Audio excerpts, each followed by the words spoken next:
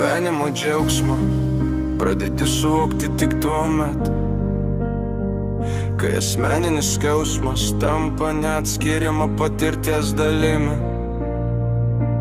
Ašaros išmoko vertinti tai, kas atrodė savaime suprantama, ir palieka pėdsakus, kurių neįmanoma ignoruoti.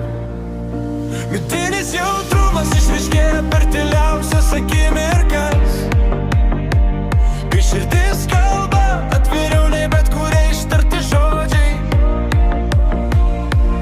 Ašaros nėra silpnumo ženklas, jos yra emocinės brandos pradžia.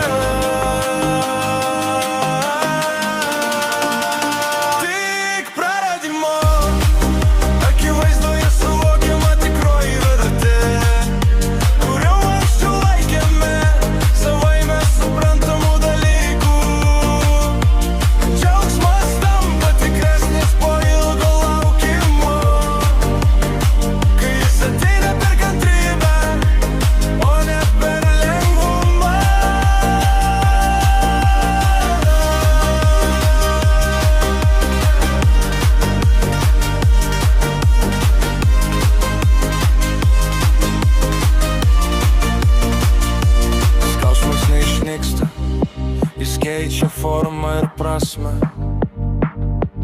tampa tyli jėga, vedančia per vidinį augimą. Išmokstame gyventi su tuo, kas liko, ir pamažu atrandame naują ramybės pavidalą.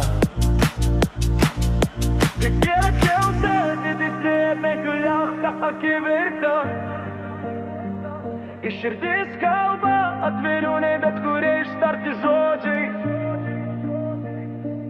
Ašaros nėra silpnumo ženklas, jos yra emocinės brandos pradžia.